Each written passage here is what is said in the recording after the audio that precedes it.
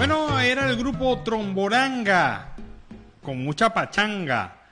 Agua que va a caer, parece que va a caer un palo de agua hoy en Cúcuta, pero al final del día. Cuando ya lleguemos a casita. Cuando ya estemos en casita, lógicamente, pues. Pero bueno, así son las cosas. Con este grupo iniciamos nuestro programa de la tarde de hoy de Venezuela Siempre, Siempre Venezuela. Como siempre lo hacemos con mucho cariño y mucho respeto para todos ustedes a través de esta señal 1160 AM Radio San José de Cúcuta, desde Cúcuta para todo el mundo, llevándole información, comentarios, noticias, música, entrevistas, todo lo que tiene que ver con Venezuela y su migración a lo largo y ancho del mundo. Buenas tardes, Nancy, ¿cómo estás? Alan, muy buenas tardes y muy buenas tardes a toda esa amable audiencia que está aquí en este dial, en el 1160 Radio San José de Cúcuta, de nuestras redes sociales oficiales en Facebook, Instagram, Twitter, en YouTube, en la página web www.siemprevenezuelaweb.com, www.siemprevenezuelaweb.com, en enlace con Radio Delfín 1060 AM. Saludamos en el Control Master a Alex Meneses y a Robinson Cárdenas, Alan Peralta con Registro Nacional 0715 y quien les habla, Nancy Pacheco con Registro Nacional 0713, el Colegio Nacional de Periodistas, Seccional Norte de Santander.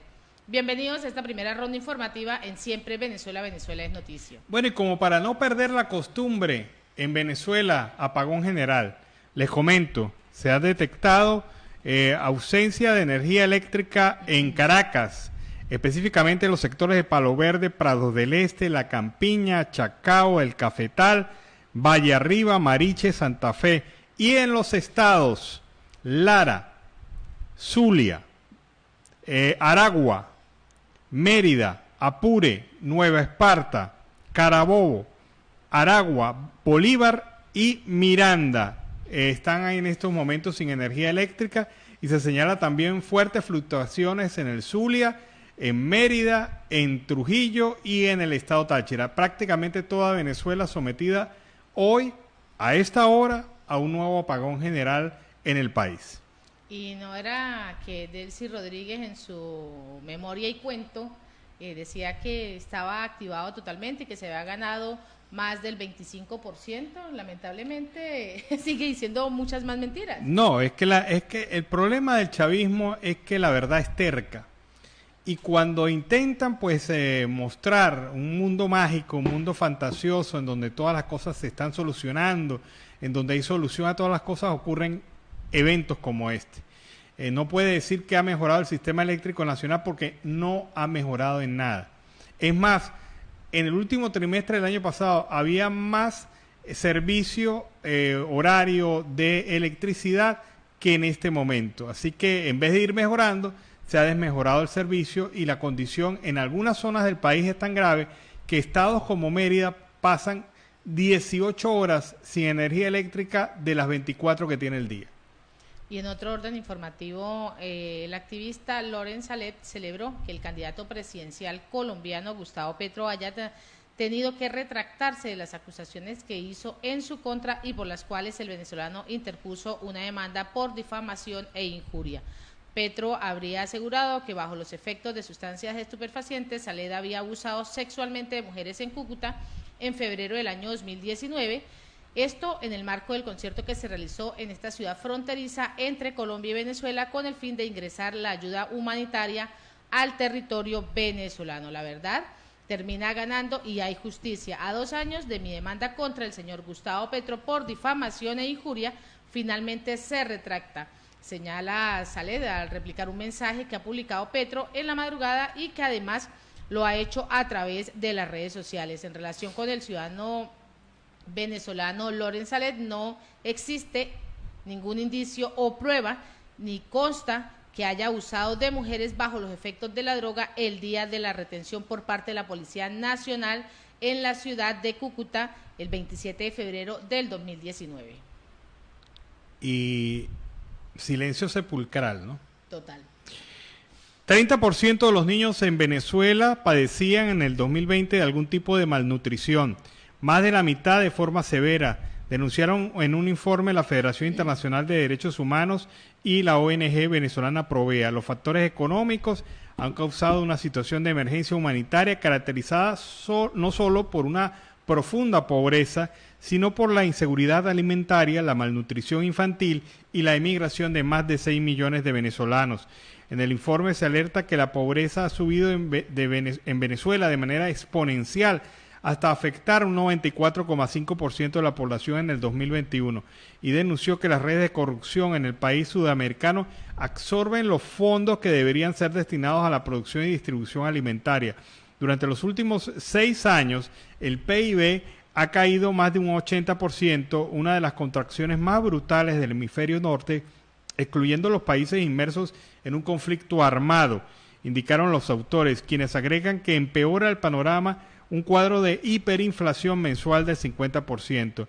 En el documento se asevera que la falta de acceso a la tierra, el agua y a ciertos servicios contribuyen a la inseguridad alimentaria, y se alerta de que la capacidad de tratar y distribuir el agua potable está minada hasta el 40% de su capacidad en relación al año 1998, es decir, 40% de la capacidad que se tenía en el año 98. Estamos hablando de los inicios del régimen chavista. Y a esta hora vamos con el primer reporte de nuestro corresponsal Carlos Uzcategui, El Miura.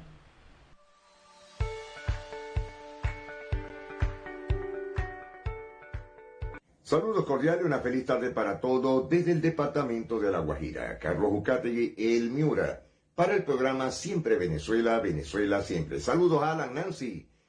Tenemos un tema bastante preciso. Caso frontera colombo-venezolana. Caso difícil. Fronteras calientes a todo dar. El caso del Apure, caso del Táchira. Y esperando tener algunas fuentes principales que estamos tratando de localizar desde el Amazonas hasta el estado Bolívar, ya con la frontera entre Guyana y Brasil. Bastante difícil, porque para nadie ha sido un secreto que el sur de Venezuela siempre ha sido objeto de la censura. Y no es de ahora, desde hace más de 40 años. Pero tenemos el caso de la situación en la zona sudoccidental, en el Apure y por supuesto en el estado Táchira, frontera caliente. Observemos, por cortesía de nuestros amigos del enlace radial Venezuela, La Nación, estos hechos. De la frontera altoapureña con Colombia, habitantes del Nula, perteneciente a la parroquia San Camilo del municipio Páez del estado Apure, denuncian que los recurrentes cortes de energía eléctrica afectan gravemente la economía de hogares y comercios, además de dejarlos incomunicados. En tal sentido, exigen a Corpoelec que al menos se den a conocer los horarios de estos bloques de distribución de carga para así tomar las previsiones del caso y evitar que se les sigan dañando electrodomésticos, así como equipos de computación. Un total de 85 funcionarios de los organismos de seguridad e instituciones gubernamentales participan en el Diplomado de Derechos Humanos en la Frontera, ideado por la Defensoría del Pueblo del Estado Apure, con la intención de capacitar al personal y optimizar el trabajo e instituciones que hacen vida en la frontera colombo-venezolana.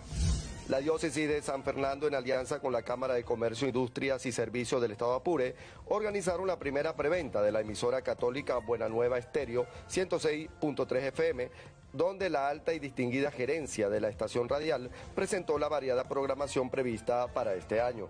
La actividad se desarrolló en el Hotel Acuario, ubicado en la calle Miranda, en San Fernando, capital del estado Apure, donde se dieron cita a los directivos, locutores de la estación radial, los comerciantes de la región, los grupos de apostolado de las parroquias, entre otras personalidades. Ahora vamos a conocer las noticias de la frontera tachirense. Se despide Raúl Márquez.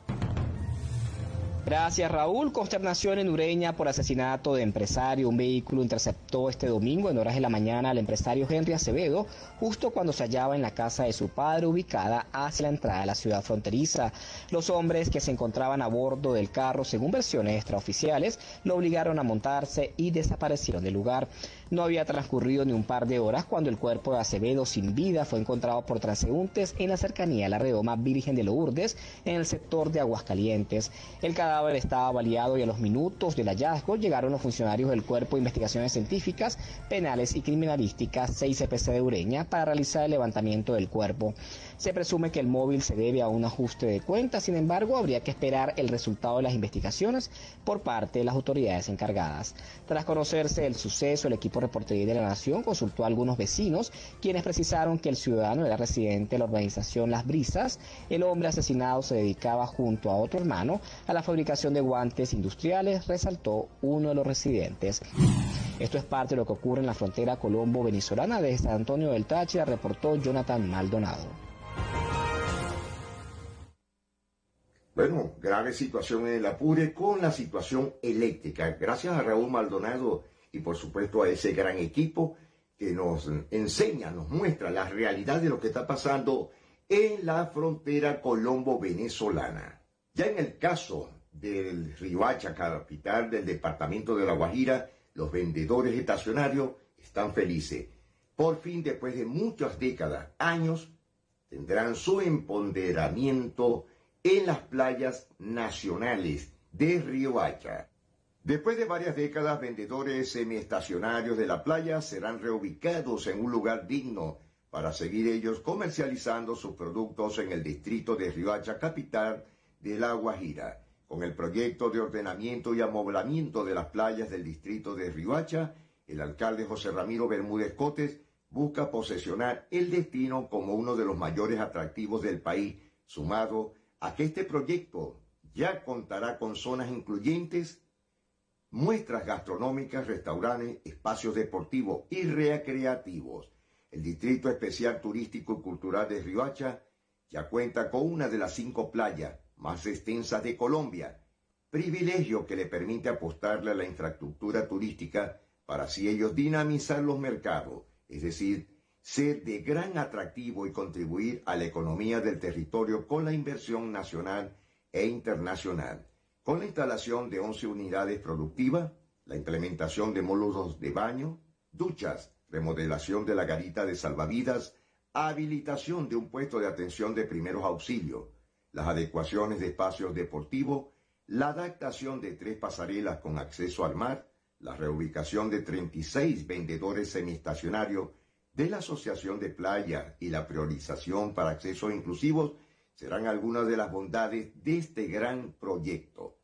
Buscamos armonizar el uso y mejorar la prestación de servicios e infraestructuras de las zonas 2, 3 y 4 de las playas turísticas, dándole cumplimiento con las normas establecidas por el Gobierno Nacional para así alcanzar las certificaciones de bandera azul, logros que permitirán mostrar a Riohacha a nivel mundial por su capacidad dentro del mercado turístico. Así lo sostuvo Andrés Romero Madero, director distrital de turismo. Lo anterior permitirá que Riohacha cuente con unas playas ordenadas y con un plus significativo de mobiliario que la pondrá a nivel de playas internacionales como las de México, Estados Unidos. Este proyecto se radicó ante el Viceministerio de Turismo en el mes de enero del año en curso y ya cuenta con los avales de instituciones nacionales y solo se está a la espera de la viabilidad de Corpo Guajira como la autoridad ambiental del departamento para darle continuidad al proceso.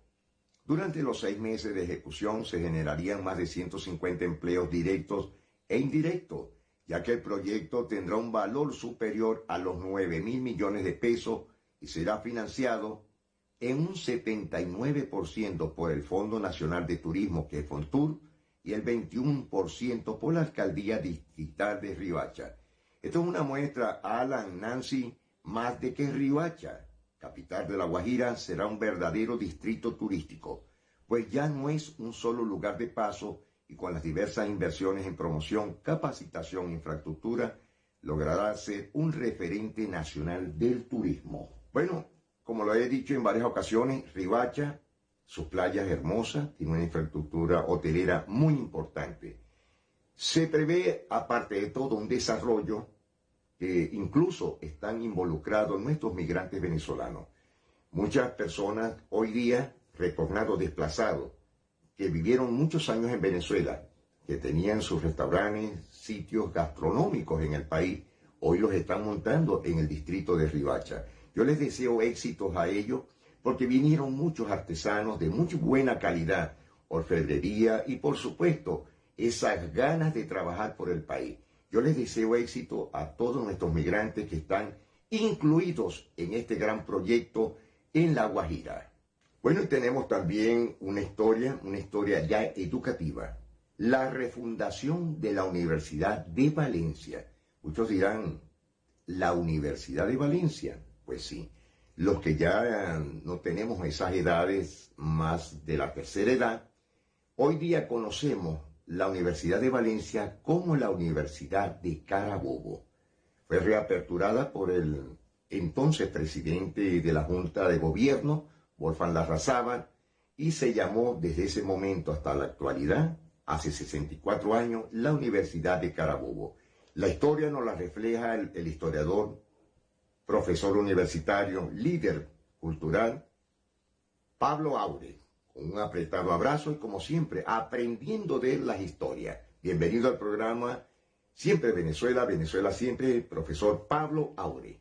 Estamos en el salón de sesiones del Consejo Universitario de la Universidad de Carabobo. Ahora, en el mes de marzo de 2021, cumplimos 63 años de la reapertura de la Universidad de Carabobo.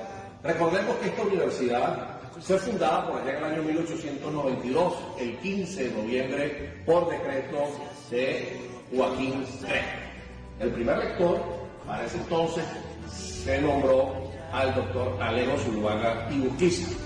En ese periodo de la fundación 1892 hasta el año 1904 de su clausura, la universidad tuvo 4 rectores designados: Alejo Zuluaga, José Montiel, Machado y, a la muerte de Machado, Carlos hasta el año 1904, cuando se clausura por Cipriano Castro.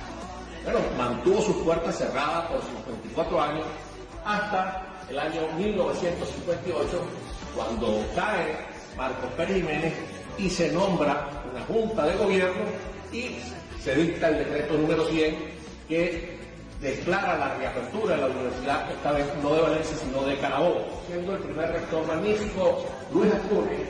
Luego hacen el periodo de elecciones, el proceso electoral, y asume la rectoría el doctor Humberto Yuni. Posteriormente el doctor José Luis Lópezón, después Aníbal Rueda. Estamos en la galería de los rectores de la Universidad de Carabobo. Posterior al doctor Aníbal Rueda, asume por elecciones Pablo Bolaño, luego Alejandro Salud, posteriormente Gustavo Hidalgo, luego Elis Mercado Matute, Ricardo Maldonado, Adrúbal Romero y la profesora María Luisa Aguilar de Maldonado, hasta los actuales momentos que nuestra rectora magnífica es Jessy Vivo de Romero. La Universidad de Carabobo ha sido vital para el desarrollo del país, en particular de Valencia y de Carabobo. Junto a la zona industrial han hecho que Valencia, Carabobo y Venezuela estén pujantes o estuvieron pujantes desde la reapertura hasta cierto tiempo. Esa es la universidad a la cual nosotros apostamos. Este es el Estado al cual nosotros apostamos, con una universidad y una zona industrial pujante. Apretado abrazo. Pablo, 1.000.000 de gracias por siempre estar en Siempre Venezuela y dar a conocer a la nueva generación de relevo tus conocimientos, la historia. Por lo menos en mi caso, no sabía que se llamaba la Universidad de Valencia. Siempre la llamé la Universidad de Carabobo. Una historia que refleja lo que somos nosotros y nuestra historia. Señores, nos estamos despidiendo esta hora. Carlos Ucategui Miura, la voz del Caribe colombiano, para el programa Siempre Venezuela, Venezuela Siempre. 1000 bendiciones para todos. Bueno, y fue el reporte de Carlos Uzcategui el Miura desde La Guajira Binacional. Y con este reporte nos vamos a la pausa comercial y musical del momento. Y a regreso, volvemos aquí con Venezuela Siempre, Siempre Venezuela. La historia es sencilla. El hombre termina con la mujer y lo único que le preocupa es recuperar sus discos, sus cassettes. Así. No hay nada que hacer. A lo demás, quédate con lo demás, pero devuélveme mis discos. Eso es lo que pide. Este es el tema de Tromboranga en la tarde de hoy, que nos permite iniciar así el segundo segmento de Venezuela Siempre, Siempre Venezuela en la tarde de hoy. Nancy, devuélvele los discos a ese señor. Continuamos con más información. ¿Será que le van a devolver a Venezuela, según el gobierno, los exiliados, y será que le va a devolver también a esos migrantes venezolanos que han salido del país? Pues el régimen de Nicolás Maduro ha anunciado que inició una nueva fase en ese programa gubernamental, Plan Vuelta a la Patria, que se puso en marcha en septiembre del año 2018 para facilitar el regreso de migrantes que fueron víctimas de xenofobia en países receptores. La Cancillería, a través de un comunicado divulgado en su página web, ha indicado que la primera ruta de esta nueva etapa será Ecuador a través de un vuelo en la línea estatal Conviasa, que tendrá como destino el Aeropuerto Internacional José Joaquín Olmedo en Guayaquil. En la misiva no aclaró cuándo será este vuelo desde Ecuador y cuántos venezolanos regresarán al país.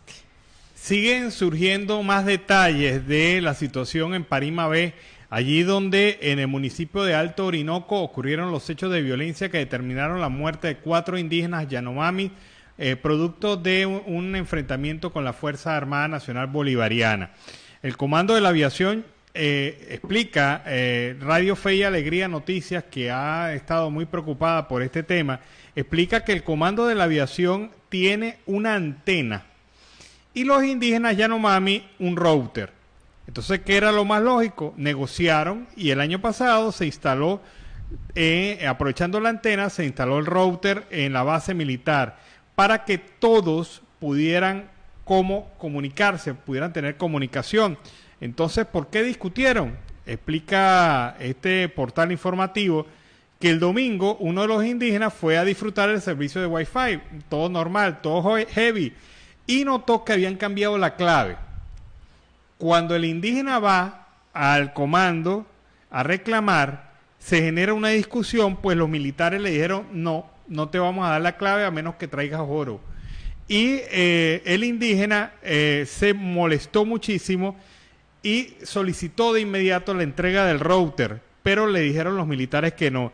En un primer forcejeo hirieron al indígena, quien regresó a su comunidad por apoyo. Es allí cuando el resto se le une y comienza un enfrentamiento de flechas contra balas. Esto fue lo que generó 3 militares heridos, 3 indígenas heridos y 4 fallecidos. Y ahí estaba la explicación, o sea, por nada se iba a generar ese enfrentamiento. Y es que ellos estaban exigiendo, con justa razón, si habían instalado y habían llegado a un acuerdo, pues lo lógico era darles la nueva contraseña para que siguieran compartiendo estos aparatos. Fue un evento de intolerancia, en donde se les salió la clase a los militares que quisieron pues demostrar que ellos eran los que mandaban y le negaron al indígena la contraseña. Pero ¿por qué se llegó a eso? O sea, es una cosa tan nimia. Mostrando quién tenía el poder en ese momento. Claro. Eso era lo que estaban mostrando. Claro, y después de un año de intercambio entre ellos. Pero yo creo, estoy más que convencido de que ahí hay un trasfondo. Ahí hay algo que se arrastra, una humillación que debe haber vivido la comunidad indígena, porque no va a reaccionar de esa manera así por un tema tan simple como el tema del router.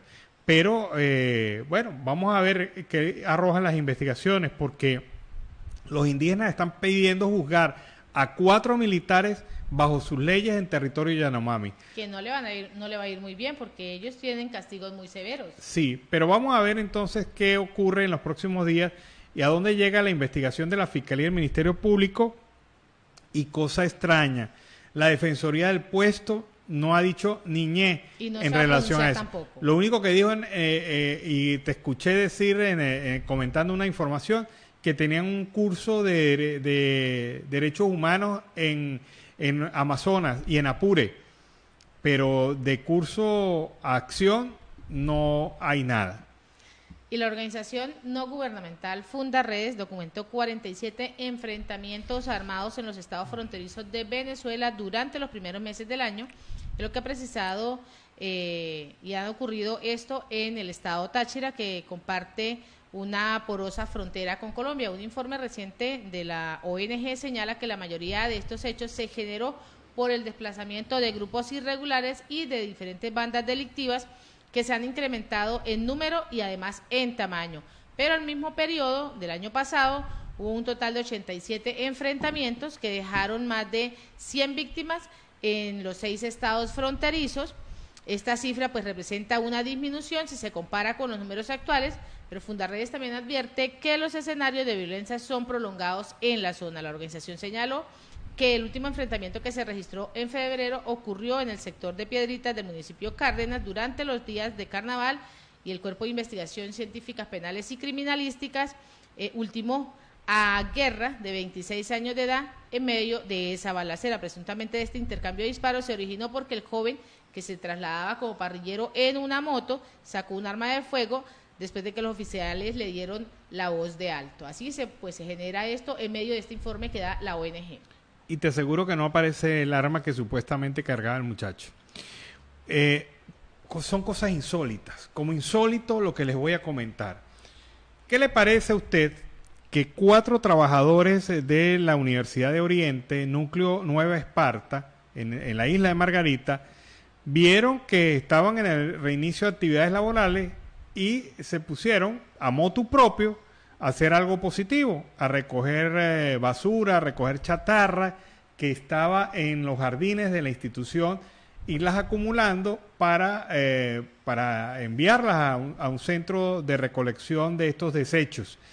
Pues bien, pasó la Guardia Nacional y los detuvo y los acusó del delito de traficar con material estratégico. Es decir... Ya me perdón, pero es que le toca una risa cínica, a ver que ya no encuentran qué argumento y qué otro proceso generar, ¿no? Bueno, esto ocurrió el pasado 22 de marzo. Ellos fueron liberados ese día, pero están en un proceso por sacar material de desecho de la casa de estudio, que como había partes de material metálico, los uniformados interpretaron que ellos estaban traficando con material estratégico, es decir, con chatarra, para hablarlo claro. De acuerdo a lo señalado por los familiares, en la audiencia se acordó su libertad, pero bajo régimen de presentación, es decir, siguen en un proceso.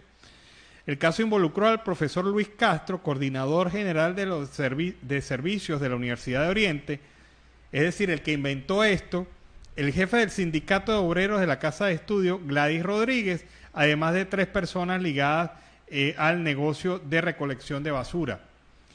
El 8 de febrero fue que ellos realizaron esta actividad de limpieza, sacaron un camión de desechos, pero funcionarios de la Guardia Nacional los detuvieron. Yo creo, no sé, que hay cosas más importantes para que la Guardia Nacional se dedique a estar persiguiendo a unas personas que lo que hicieron fue... ¿Hacer aseo? Hacer aseo, simple y llanamente. Recogieron la basura, la acumularon y lógicamente la montaron en un camión porque no la iban a dejar en la calle. No, para la Guardia Nacional estos son unos terribles miembros de una banda de traficantes de material estratégico chatarra. Y bueno, así vamos las cosas y así vemos las cosas en Venezuela. ¿Qué cosa tan insólita? ¿Qué falta de oficio tienen los militares? No tienen más nada que hacer. O sea, claro, no existen problemas en Venezuela para tomarse este atrevimiento. No, y además que vamos a ponerle que sean traficantes de esto, pero resulta que en las plantas petroleras, en las refinerías venezolanas, en el otro lado, en la costa de Anzoátegui y el estado Monagas, ahí sí están sacando, pero material estratégico en inmensas cantidades, desmantelando incluso plantas que están operativas para venderlas como chatarra, y ahí no hay ninguna vigilancia y control por parte de los funcionarios con tanto celo como lo que pasó con estas personas que estaban sacando y haciendo aseo en la Universidad de Oriente, en su núcleo ubicado en la isla de Margarita. Vamos con el segundo reporte de nuestro corresponsal, Carlos Uzcategui, El Miura. Saludos cordiales, una feliz tarde para todos desde el departamento de La Guajira. Carlos Uzcategui, El Miura, la voz del Caribe colombiano, para el programa Siempre Venezuela, Venezuela Siempre. Saludos cordiales a Alan Peralta, a Nancy Pacheco, y con las noticias del Cesar, La Guajira, la costa Caribe, Venezuela y algo más. Adjudican por 700 mil millones de pesos la construcción de 3 viaductos en la vía Ciénega-Barranquilla. Capitanía de Puerto prohíbe en Barranquilla los paseos en la isla Pechuga. Con la diosa Manglares, el homenaje de Valeria Charris a la Ciénega de Mallorquín en la Batalla de las Flores. Ejército Nacional atribuye al ELN el frustrado atentado a la unidad militar en Fontur, en el Arauca. El IGAR reactivó la toma de fotografías aéreas para actualizar geografía colombiana. Francia Márquez será la fórmula vicepresidencial de Gustavo Petro, hijo del cantante Jorge Oñate, en disputa por los bienes que dejó el artista, y ya hubo golpes y demás. Faustino Asprilla, Luis Díaz será el responsable en los próximos 10 años de la selección Colombia. La costa atlántica recibirá cerca de 40 millones de dólares para la siembra de cacao. Carteles mexicanos de la droga buscan mediar para acabar guerra entre guerrillas en Colombia. Proyectan 90% de ocupación hotelera por el partido entre Colombia y el Carnaval. La FIFA sancionó las tribunas norte y sur del Metropolitano para el partido de Colombia. Avión de Miley Cyrus que iba a Paraguay desde Bogotá fue impactado por un rayo. Relevo ministerial en Colombia. Susana Correa reemplaza a Jonathan Malagón en el Ministerio de Vivienda. Fajardo inscribe candidatura con críticas al liberalismo, al Centro Democrática y al gobierno. En el caso de paz y derechos humanos en Colombia, el conflicto presentó en el 2021 sus peores indicadores de los últimos 5 años, según el CIR.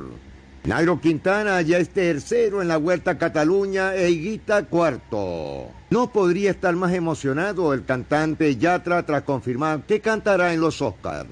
Las locuras del emperador Diosdado Cabello sugiere operación militar en Colombia, similar a la de Rusia con Ucrania. Bolívar Caribe, Procuraduría indaga posibles fallas en logística durante las elecciones en Cartagena de India. Pirómanos enciendan 60 hectáreas de pasto en finca del exconcejal de Albania, Raúl de Luque. La Porfa incautó en Maicao 1.500 kilogramos de yuca procedente de Venezuela. El Festival de la Leyenda Vallenata premiará a la mejor voz de la categoría Rey de Reyes del acordeón profesional. El concurso de la mejor voz premiará a los ganadores con el trofeo Jorge Oñate, la leyenda. La atleta Natalia Linares es la deportista del año en el Cesar en el 2021. Con siembra de 200 árboles celebraron el Día Mundial del Agua en Valledupar. Para atender la erosión, gobierno adjudica construcción de viaductos en la vía Ciénega-Barranquilla. Sesión de víctimas del conflicto armado se llevará a cabo en Cali. Parque Los Novios en Santa Marta volverá a mostrar su magia y encanto. En Colombia, dependencia del petróleo bajará 32% y la electricidad subirá 33% para el 2050. 34.4 millones de colombianos tienen ya la vacunación completa y 9.8 la tercera dosis. 500 hectáreas de bosque se talan en Colombia cada día, así lo indica la Contraloría.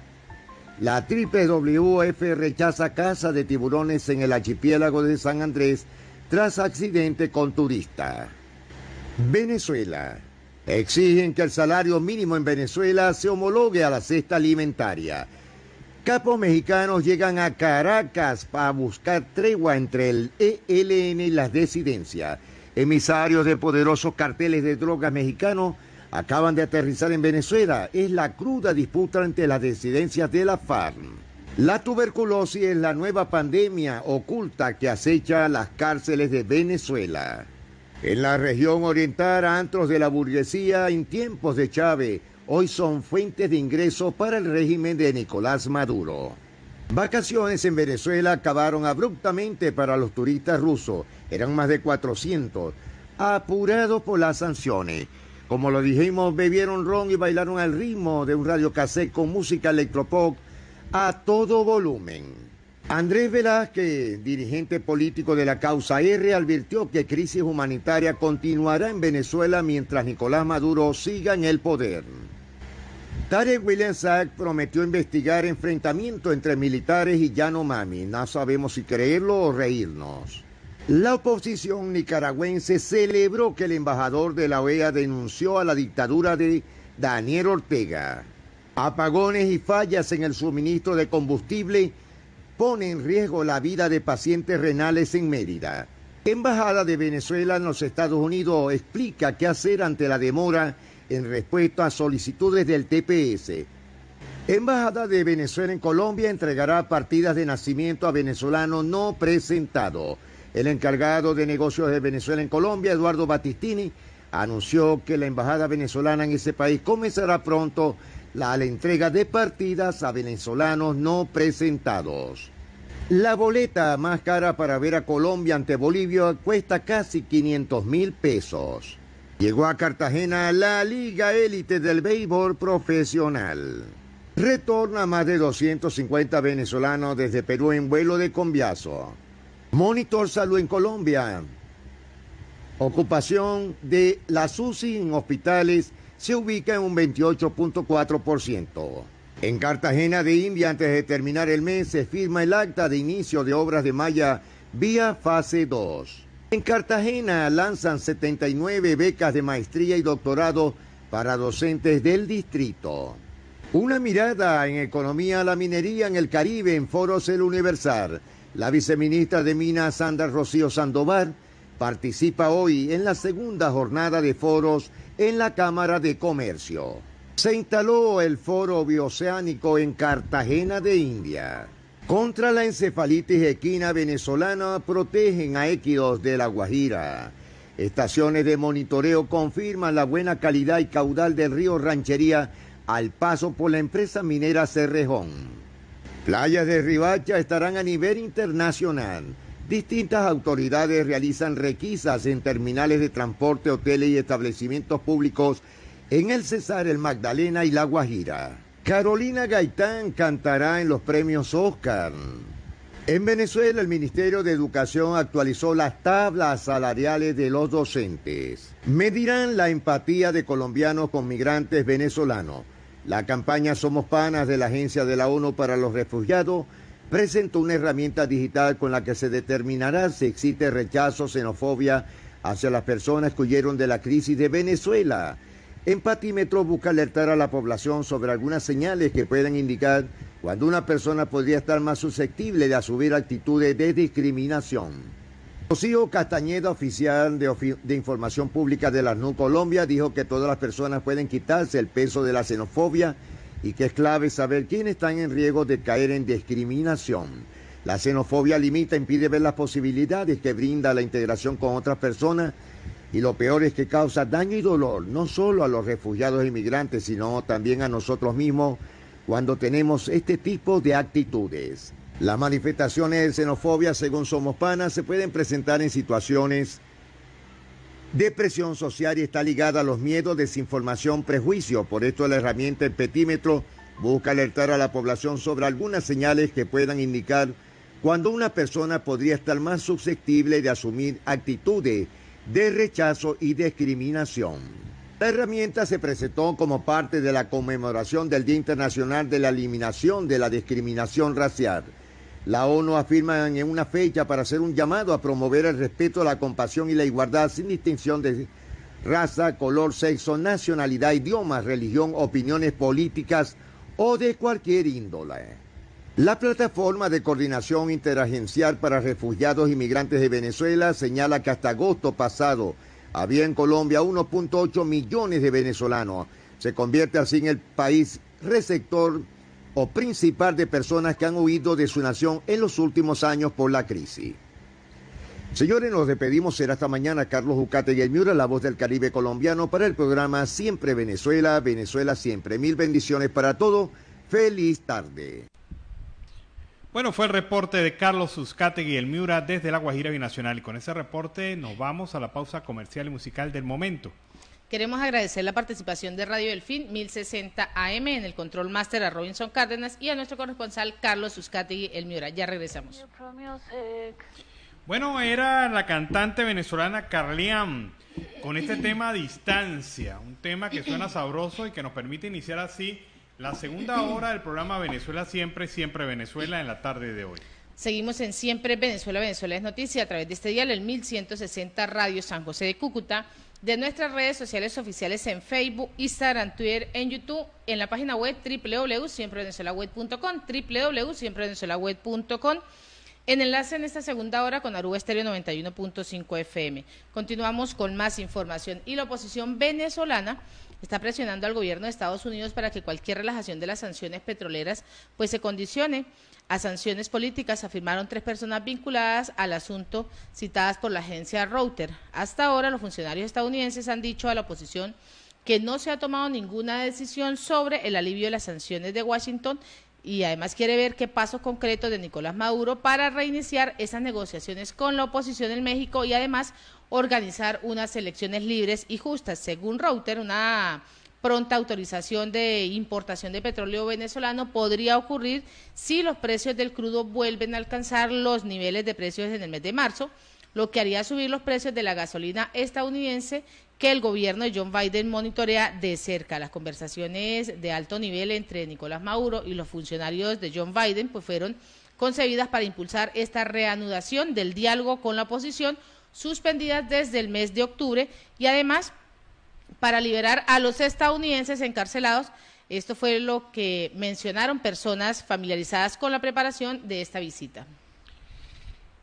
El tema de la formación de nubes y lluvias en Venezuela ha preocupado al país, especialmente a la zona del occidente de Venezuela, debido a que estas lluvias han provocado deslizamientos peligrosos en la zona. Hoy el Instituto Nacional de Meteorología e Hidrología, INAMET, informó sobre la formación de un anticiclón en capas superiores de la troposfera sobre el Caribe occidental. En un mensaje en Twitter, la institución aseguró que el fenómeno meteorológico limita la formación de nubes de amplio desarrollo vertical sobre gran parte de la región caribeña, incluyendo Venezuela.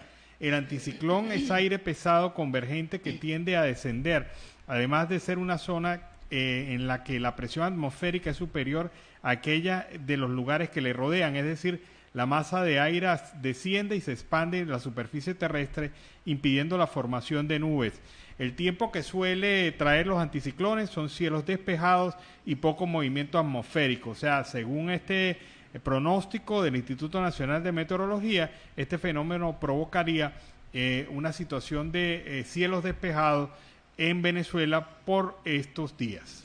Y el director del Servicio Administrativo de Identificación, Migración y Extranjería, Gustavo Vizcaíno, anunció que se retomará el programa SAIME va a la escuela para la cedulación de los menores de edad. Sin embargo, no ofreció fechas, aunque indicó que mantienen conversaciones con la ministra de Educación, Yelixe Santaella. También añadió que cuando estuvo en marcha el programa de cedulación en las escuelas, se recaudaban las partidas de nacimiento para posteriormente visitar la escuela y efectuar este proceso correspondiente. También aseguró que los agentes del SAIME acudirá a estas instituciones educativas junto con el Consejo Electoral Nacional. Nosotros vamos con el CNE, la gente se pregunta, ¿qué tiene que ver el CNE en esto? Mucho. El CNE es el garante de la identidad de los venezolanos, el CNE es el que emite la partida de nacimiento. Naces con el CNE, mueres con el CNE. Bueno, un gran número de venezolanos desconoce esta situación. La ambición, la corrupción y el manejo y la desidia del régimen en el manejo del sistema eléctrico nacional tiene a oscuras a gran parte de Venezuela. Esta denuncia la han hecho en la Asamblea Nacional. Se ha propuesto una investigación sobre el destino de los multimillonarios recursos que se invirtieron en el país para atender la crisis eléctrica venezolana durante los últimos años. Sin embargo, no hay respuesta efectiva, no hay situaciones claras y los recursos se han perdido. Venezuela sigue sin electricidad. A esta hora se reportan fuertes apagones en varios estados del país y no hay respuesta. Más allá de actos de terrorismo, más allá de actos de bandas organizadas, ahora es la nueva versión que tiene el ministro de Energía sobre esta materia. Y vamos a escuchar al profesor Víctor Carusí, que tiene 58 años de edad, reside en Agua Viva y necesita una prótesis que le permita mejorar su movilidad. Escuchemos. Porque en realidad lo que actualmente ganamos no alcanza ni para comprar comida para una persona. Si te pongo a colación, yo quincenalmente con los bonos, todas las cosas, recibo alrededor de 200 bolívares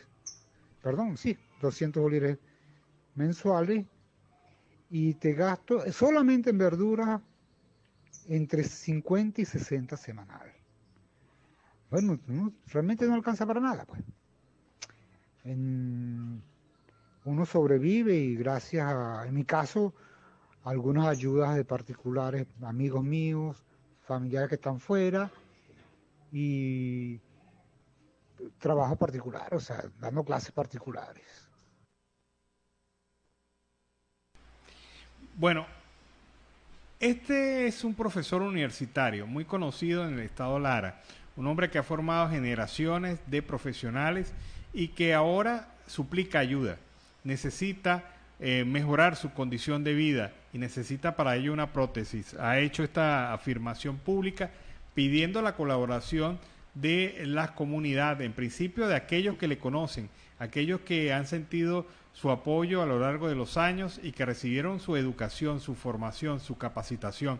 Es triste, es lamentable ver cómo un profesional venezolano de alto nivel pues tiene que recurrir a estos canales para conseguir ayuda, porque su salario no le alcanza para nada, sus ingresos no le alcanza para nada, e incluso ratifica que ha tenido que dar clases particulares para poder completar en algo sus ingresos, pero ha logrado sobrevivir de alguna manera gracias a la ayuda de quienes le conocen, sus hijos y también otros familiares que le han apoyado de diversa manera. Y la Asociación Civil Súmate exigió al Consejo Nacional Electoral explicar las razones de la reducción del número de venezolanos en el exterior inscritos en el registro electoral. La plataforma expuso que en el corte del 31 de enero de este año hubo menos que el del 15 de julio del 2021. A través de Twitter, Súmate urgió que el ente comicial pues exponga por qué en vez de aumentar se redujo el número de inscritos en el exterior, aunque haya más de 6 millones de venezolanos que han emigrado, de acuerdo con la Agencia de las Naciones Unidas para los Refugiados, ACNUR. La Asociación Civil acompañó la información con gráficas en las que se evidencian, mientras este corte en enero del 2022 se contabilizan 229.492 venezolanos en el exterior inscritos. En la red de julio, el mismo pues se usó para los comicios regionales de noviembre de 2021, hubo 229.859 inscritos. Y ya que hablamos de la diáspora y hablamos de los venezolanos en el exterior, el diputado Richard Blanco de la Asamblea Nacional Legítima ha señalado que debe profundizarse la defensa de los venezolanos que se encuentran en la diáspora debido a denuncias de persecución, maltratos y sobre todo xenofobia. Escuchemos al diputado Richard Blanco. He querido pedir el derecho a palabra en nombre de la fracción de 16 de julio y también del grupo republicano del cual formo parte, porque ya Venezuela no aguanta, no soporta más mentiras, no soporta más atropello. Los venezolanos que están en Venezuela, a los cuales aprovecho para honrar, porque tienen que vivir en carne propia la desgracia de tener a un sátrapa, a un delincuente, a un asesino de la categoría de Nicolás Maduro, que usurpa las funciones en el Palacio de Miraflores. Viven a diario las penumbras de un asesino que no tiene vuelta atrás cuando quiere imponerse y logra dar de baja a inocentes, hombres, ancianos, mujeres, niños, a nuestros gloriosos estudiantes universitarios, a quien se le atraviese por el medio y le dé la gana de colocarlos tras las mazmorras que oprimen la libertad de los ciudadanos, civiles y militares, que quieren para su país un país libre, país democrático donde se respete la igualdad de oportunidades y donde se respeten los derechos humanos. Este fin de semana, una joven venezolana, Merimar Paola Gómez Díaz, de la parroquia Caricuao, de acá mismo, del municipio Libertador, en Caracas, empezó una travesía el 3 de marzo para tratar de atravesar la selva del Darién para llegar a Estados Unidos. Desgraciadamente falleció de un infarto. Eso es el ejemplo de muchos, pero muchísimos casos. Se habla ya de que para este año 2022, más de 8.9 millones de venezolanos van a estar desterrados en el mundo entero.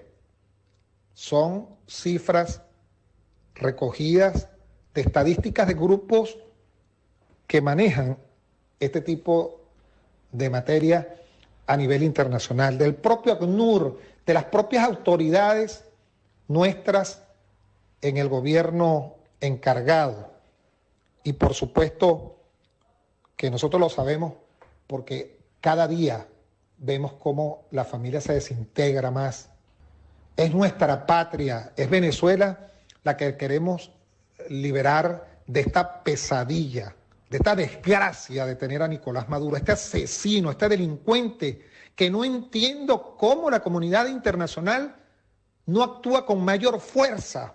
Ya basta de decir que están con Venezuela, ya basta de enviarnos comunicaciones de apoyo, ya basta de que en un discurso cuando se celebre alguna fecha patria de un país, algún dirigente aproveche la oportunidad de esos países a darle un mensaje a los venezolanos. Aquí hace falta buena voluntad e interés cuando de derechos humanos y de respeto a esos derechos humanos se refiere. Este fin de semana también ocurrió un caso en Perú, del cual se están haciendo investigaciones, producto de aseveraciones que hacen que estos jóvenes que fueron atropellados por la policía del Perú cometieron delitos. Si cometieron delitos, no somos quienes para no decidir conjuntamente con las autoridades a que los que cometan delitos, llámense como se llamen, sean quien sea y de la nacionalidad que sea, tienen que ser sancionados rigurosamente de acuerdo a lo que establece la Constitución de esas repúblicas y las leyes vigentes. Pero lo que no puede permitirse es que ocurran permanentemente casos de xenofobia donde maltratan, golpean y lo que es peor, asesinan a la gente.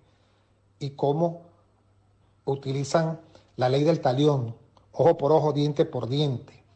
Como lo que ocurrió precisamente con estos jóvenes que, repito, si bien es cierto que cometieron algún tipo de delito y se les puede demostrar deben ser castigados, no menos cierto es que no deben utilizar la fuerza bruta como la utilizaron para ser maltratados en la forma en que fueron maltratados. Repito para que quede claro, no comparto bajo ningún respecto que una persona que haya cometido un delito no sea sancionado. Debe ser sancionado si se le comprueba. Y si a estos jóvenes venezolanos se les comprueba o a cualquier otro venezolano o venezolana que esté fuera de nuestro país esté violentando las leyes y quebrantando las leyes de ese país, por supuesto debe ser sancionado. Pero nunca, nunca, jamás debemos permitirle a ningún gobierno, a ningún ciudadano ni a ninguna autoridad del mundo que atropellen a nuestros paisanos, a nuestros hermanos venezolanos que ya han sido más que golpeados, más que humillados y, repito, en algunos casos asesinados por parte de la dictadura de Nicolás Maduro. Señor presidente, colegas, diputados, pueblo de Venezuela, hermanos que están en el mundo entero, levantemos la voz, no nos quedemos callados. Nosotros estamos desplazados, estamos fuera, exiliados, somos migrantes porque en Venezuela se está pasando trabajo, se sufre en carne propia que un ciudadano no pueda alimentarse porque no hay comida en el pueblo. Y cuando existe comida, es una comida que es muy costosa, que ningún venezolano puede cancelar con un salario de hambre que tiene. Cuando los hospitales no tienen implementos médicos quirúrgicos, la gente muere de mengua. y cuando por supuesto la gente levanta su voz para tener un buen país, un mejor país, es silenciado con las balas de los que visten de verde, que deberían más bien defender a su patria y lograr la libertad que nosotros tanto anhelamos. Señor presidente, no permitamos que esto siga ocurriendo. Sigamos luchando y cuando en cualquier país se sigan metiendo con los venezolanos, recordándoles a ellos que nosotros les abrimos las puertas de nuestra patria cuando han tenido vicisitudes y han tenido dificultades en sus países. Nosotros también tenemos la moral en alto y tenemos la voz suficiente para hacer los reclamos correspondientes y que se sancionen, por lo menos a esas ciudadanos, autoridades que atropellan a nuestra gente, a nuestros hermanos, que muy pronto estoy seguro, no sé cuándo, pero como la mayoría de los venezolanos somos los mejores, Dios tendrá que complacernos para abrazar la alegría de ser libres y retornar a nuestra patria para levantarla de los escombros que desgraciadamente ha dejado este asesino, este delincuente y estos sátrapas que dirige Nicolás Maduro desde el Palacio de Miraflores. Es todo, señor presidente, colegas diputados, hermanos, amigos venezolanos que están en la patria defendiendo y todos los desplazados, exiliados, migrantes, los desterrados venezolanos que están en el mundo. Bueno, fue la posición del diputado de la Asamblea Nacional Legítima, Richard Blanco, sobre el tema de la situación de los migrantes y los recientes señalamientos de persecución, ataques y xenofobia en contra de estos ciudadanos. Vamos a la pausa comercial y musical, ya regresamos. Bueno, Palabras del Alma, uno de los temas emblemáticos del cantante venezolano Ilan Chester. Un tema que causó furor en la década de los 80 en Venezuela y que rescatamos hoy para iniciar así de una manera suave, bien bonita, el último segmento de Venezuela Siempre, Siempre Venezuela en la tarde de hoy y como siempre lo hacemos con más información. Juan Guaidó, presidente encargado de Venezuela, exigió justicia y que se castiguen a los responsables por el asesinato de los indígenas en el estado de Amazonas. Guaidó señaló que esta exigencia no era parte de su gobierno, sino de toda Venezuela. El asesinato de 4 Yanomamis en Parimabé, el estado de Amazonas, por presuntos enfrentamientos con funcionarios de la Fuerza Armada Nacional Bolivariana. Nos solidarizamos con la etnia Yanomami, dijo Guaidó, exigimos justicia y que se establezcan responsabilidades por estas atrocidades. Pero sabemos que esto forma parte de un problema más grande, cuya solución es recuperar la democracia y la libertad en Venezuela, expresó en sus redes sociales. Por otra parte, el presidente interino recordó que ha denunciado el genocidio en el arco minero, la disputa por el control de la minería ilegal que se ha desplazado a nuestros indígenas y la presencia de grupos irregulares frente a los cuales los indígenas venezolanos son vulnerables.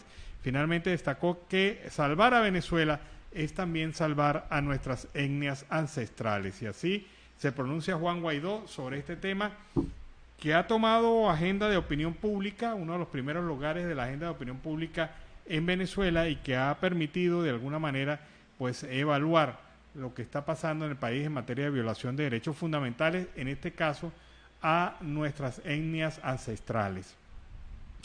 Y tal como lo hemos venido comentando anteriormente, se realiza en el Departamento Norte de Santander jornadas de visibles de Migración Colombia con el objetivo de entregar a las personas que ya se han inscrito y han hecho el sistema a través del PPT su respectivo documento de identificación. En esta oportunidad en San Cayetano, en el norte de Santander, se vuelve visible porque durante el día de hoy y mañana se va a estar realizando una jornada de entrega de permiso de protección temporal. Esto se está haciendo en el parque principal de San Cayetano, en la carrera 4, desde las 8 de la mañana hasta las 5 de la tarde. Inmigración Colombia invita a todos los venezolanos que se encuentran ubicados en esa región asistir a recibir su documento de identificación dentro del marco del PPT. Así que aquellos habitantes venezolanos que se encuentren como migrantes en la zona de San Cayetano, pues está la invitación abierta para que asistan mañana desde las 8 de la mañana hasta las 5 de la tarde a recibir sus respectivos documentos. Y en otro orden, Israel Gómez responde a las acusaciones de la madre de Óscar Pérez, pues desconozco absolutamente cuál fue el motivo o el móvil del por cual esa señora pues realizó esas acusaciones y las hizo en contra mía. Esto es lo que viene mencionando este comunicador Gómez, especialista en marketing político, consultado sobre las acusaciones que ha hecho la madre de Óscar Pérez, Aminta Pérez, en las diferentes redes sociales. El 21 de marzo, la señora Aminta Pérez hizo una serie de publicaciones en la cuenta en Instagram en la que señala a Gómez de haber sido la persona que hace 4 años dio la ubicación exacta de su hijo en el Junquito cuando fue emboscado por efectivos de los cuerpos de seguridad del Estado, luego de haberse sublevado contra el gobierno de Nicolás Maduro. La misma publicación también la hizo en su cuenta en Twitter, pero ya esta no se encuentra ahí.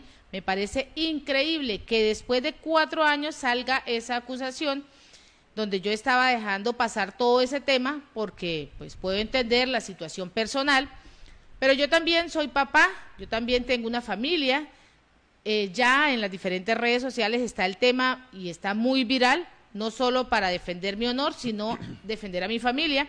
Continúa Israel también Gómez a anunciar la decisión de adoptar unas acciones legales contra las personas que difundieron esta información. Detalló que estas acciones legales las ejercerá en Venezuela y también las ejercerá en Estados Unidos. Yo creo que ahora el problema es de aquellos que van a tener que demostrar que yo fui efectivamente cómplice del asesinato y además de dar esta ubicación de Óscar Pérez. Vamos a ver cómo termina esta historia, es lo que viene mencionando este periodista. Lo que pasa es que hay mucha sensibilidad en el pueblo venezolano por Óscar Pérez.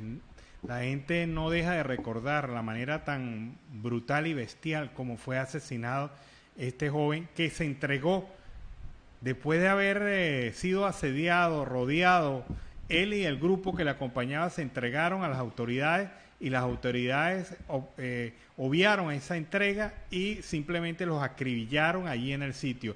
Incluso en el caso de Óscar Pérez hay registro a través de diversas investigaciones que se han hecho de que Óscar Pérez estaba vivo incluso cuando lo detuvieron y fue ajusticiado allí en el punto. Así que esto trae mucha sensibilidad y cuando la madre de Óscar Pérez señala a alguien como el responsable de haber dado su localización, pues es obvio que el tema se convierte en viral y los ataques han sido de calibre mayor contra este youtuber venezolano que es experto en redes sociales y que hasta hace pocos días tenía un tránsito muy tranquilo por la vida. En el momento que la señora lo señala como responsable de este hecho, su vida cambió. Y vamos a ver hasta dónde llega y quién tiene la razón en este tema.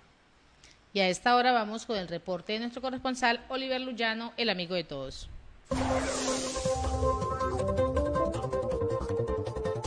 ¿Qué tal amigos de Siempre Venezuela? Desde esta zona de frontera, desde Arauca, reporta para ustedes el amigo de todos, Oliver Luyano, guariqueño y de Zaraza. Mis amigos, seguimos en este recorrido conociendo más historias de nuestros hermanos acá en esta zona de frontera, en la tierra del Joropo, en Arauca. Y en este momento estoy con don José Elías Brito. Don José es nativo de esta tierra de Arauca y además es artesano. Don José, bienvenido, gracias por aceptar conversar con nosotros para Siempre Venezuela.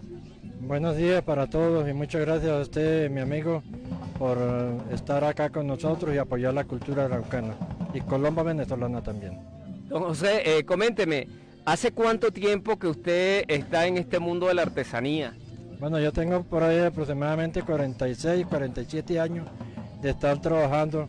Empíricamente aprendí en la sabana porque es donde uno aprende a hacer todo porque es la necesidad y en ese tiempo pues no existían las talabarterías, le tocaba a uno hacer todos los objetos, los aperos de cabeza, la silla, el fuste para la silla, la suelta, la gasa, todo se hacía, y los cabos de soga y el cabresto de la cerda de la bestia.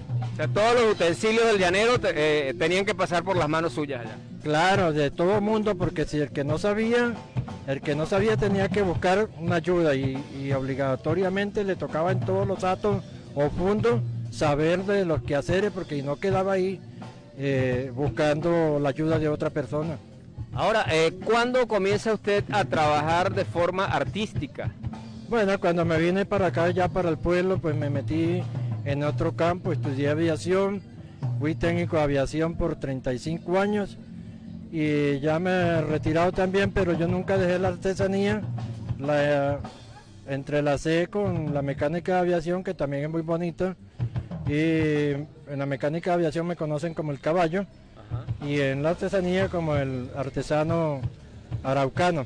Entonces, pues ha hecho las dos profesiones, las dos al tiempo, porque me gustan y porque me di cuenta pues que era no tan lucrativa, pero sí siento una satisfacción de haber aprendido empíricamente y tener la oportunidad de enseñarle a otras personas. Ahora, ¿usted recuerda cuál fue su primera obra? Bueno, para mí, te decía fuera del micrófono, que es una caramera que está frente a Marullito, en una casa de segundo piso, está ahí en el segundo piso decidida, que eso la hice a un amigo, ese amigo la vendió y ese señor la tiene ahí todavía. Es una caramera blanca de una vaca, una encachadura que era de una vaca. Usted me decía también que, aparte de eso, ha incursionado en la música como declamador. ¿Cómo fueron esos tiempos? Bueno, eso fue en los tiempos mozos, como dicen. El poeta, ¿no? Sí, el poeta. Entonces estuve por ahí, tuve oportunidad de salir a Casillas, San Martín, a festival, y mire qué ironía de la vida. No fui con conjuntos araucanos, fui con conjunto de los hermanos Márquez de Guadalito, hermanos venezolanos que los quiero mucho, y va un saludo para el viejo Cooper. Muy me dieron la mano, ellos, los hermanos Márquez, hicieron historia y siguen haciendo historia en Guadalito y acá, allá en la Academia Herminia Pérez de Guadalito, el viejo Cooper.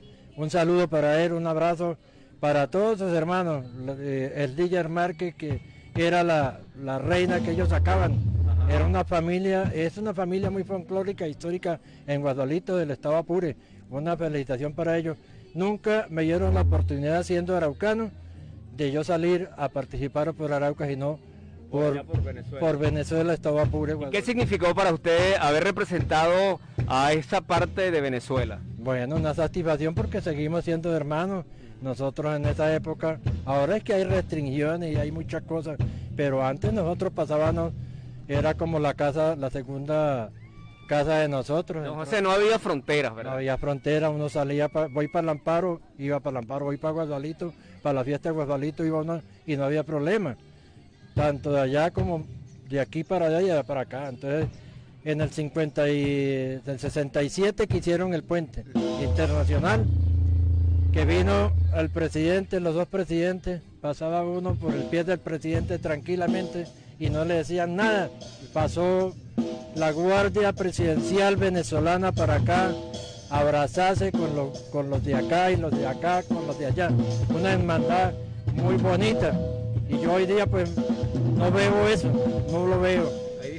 Hay diferencias, entonces se siente uno como triste y añorar a que volvieran esos tiempos. También estamos observando este instrumento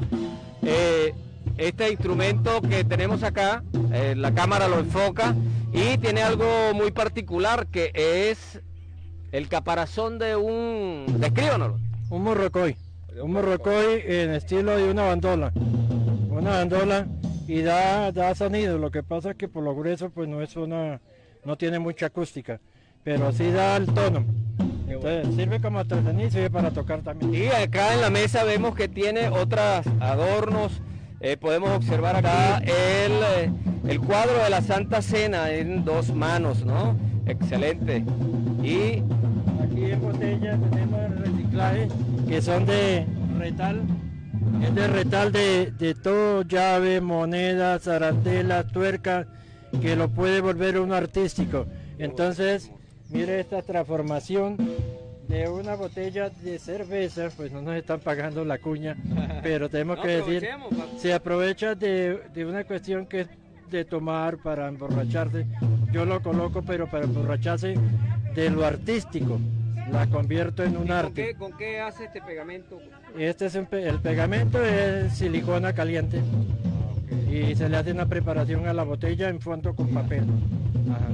Y se le puede colocar aquí está la calambre para los credos. Mis amigos, es arte de Arauca, nacido aquí en Arauca y que explota su talento. ¿Y dónde la gente puede encontrar todas estas cosas que usted hace? En la carrera 29 con calle 17 esquina, barrio Los Guarataros, es facilísimo. Estamos aquí a 2 cuadras del Parque La Paz. Qué bueno. Don José, y esto lo aprendió, me dijo ya en el llano, pero sus hijos, sus nietos, ¿también llevan este talento? Bueno, los nietos no han heredado tanto todavía estudiando. El hijo sí hace, pero también ya él tiene su profesión, es abogado y es comunicador social. Entonces ya él está en otros quehaceres, pero sí él ha hecho y yo lo colocaba a hacer y también tiene esa vena artística. Bueno, don José, quiero que deje un mensaje para toda nuestra audiencia, tanto de acá de Arauca como nuestros hermanos venezolanos, ¿qué decirle?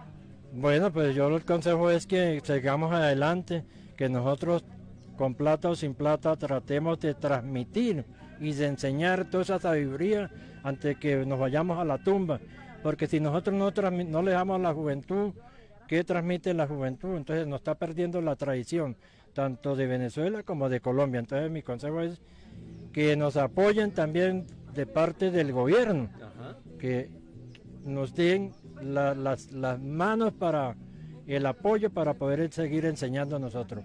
Y las invitaciones, pues felicitar aquí a esta organización también de el Día por la Paz, que nos invitaron y aquí estamos colaborando y poniendo el granito de arena. Muchas gracias. Muchas gracias, don José.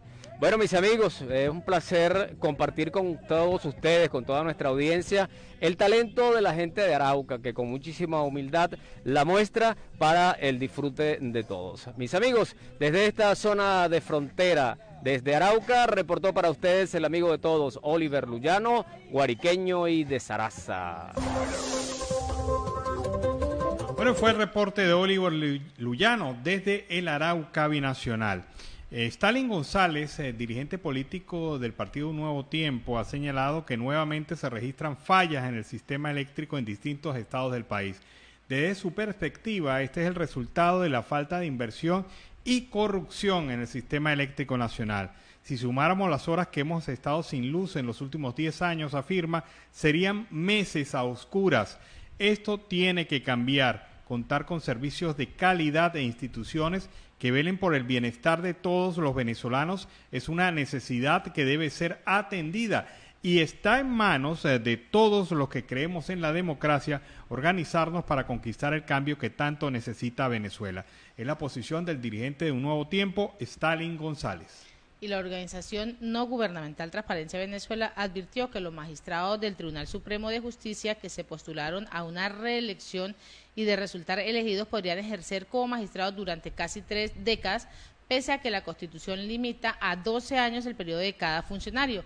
De 30 de los 31 magistrados del Tribunal Supremo de Justicia en ejercicio se presentaron como candidatos a la reelección, entre ellos Carmen Zuleta de Merchán, actual miembro de la Sala Constitucional y quien a principios del siglo llegó al Tribunal Supremo de Justicia como suplente. En el año 2005 la funcionaria se hizo con una de las 7 sillas de la sala encargada de interpretar la Carta Magna venezolana tras la jubilación del magistrado Iván Rincón Urdaneta. En el año 2010 la Asamblea Nacional se le encomendó de manera definitiva. Es lo que ha informado la ONG Transparencia Venezuela. También ha señalado que Zuleta de Merchán no es la única que aspira a seguir en el máximo juzgado, pues en esta lista de candidatos, que son 434 a magistrados difundidas por el Comité de Postulaciones Judiciales, figuran también los nombres de Juan José Mendoza y Malaquías Gil. Bueno, hay también un aspecto que no se ha analizado suficientemente en esta definición de los nuevos magistrados del Tribunal Supremo de Justicia, y es el hecho de la participación de representantes de otros poderes públicos en este proceso, entre ellos Tania Díaz, que es miembro rectora del Consejo Nacional Electoral. Una designación de Tania Díaz como magistrada del Supremo de Justicia significaría un cambio de composición dentro del Consejo Nacional Electoral, y habrá que ver cómo procede allí, si la designación por suplente o la designación de un nuevo representante principal por parte de la Asamblea Nacional ilegítima de noviembre del 2021. Y los apagones no perdonaron la visita de Reverol a Lara. Pues así se viene mencionando, el ministro chavista de Electricidad está en Lara y ni así se salvaron los apagones. Reverol constató que los apagones en Lara son el pan de cada día, a pesar de la presencia de Néstor Reverol, quien es el ministro de Energía Eléctrica y medio gabinete magisterial de Barquisimeto, a propósito de la realización del Congreso de Servicios Públicos, pues los larenses no han tenido paz con los racionamientos eléctricos. Esta actividad chavista que se realizó junto al gobierno regional, municipal y además del Poder Popular, pues se llevó a cabo en el Hotel Trinitaria Suites de la capital larense, pero muchos barquisimetanos se han preguntado, además a estas diferentes organizaciones que han invitado a este acto, a esta actividad, que ninguno dio la convocatoria. Mientras tanto, los habitantes de diferentes comunidades organizadas están esperando la respuesta de Adolfo Pereira, gobernador chavista de Lara. En este sentido, pues los integrantes del Movimiento Unido por el Agua y los Derechos Humanos, así como las diferentes organizaciones aliadas, denunciaron que no tuvieron ningún tipo de respuesta por parte de la Gobernación del Estado Lara a la solicitud que entregaron el pasado 15 de febrero ante la sede de este organismo del régimen de Nicolás Maduro. Bueno, y con esta información nos despedimos. Así hemos llegado al final de esta emisión de Siempre Venezuela, Venezuela Siempre es Noticia, a través de este dial, el 1160 Radio San José de Cúcuta, de nuestras redes sociales oficiales y en enlace con Aruba Estéreo 91.5 FM. Agradecemos en el Control Master a Alex Meneses, Alan Peralta con Registro Nacional 0715 y quien les habló, Nancy Pacheco, con Registro Nacional 0713, el Colegio Nacional de Periodistas, Seccional Norte de Santander. Hasta mañana. Hasta mañana, cuídense.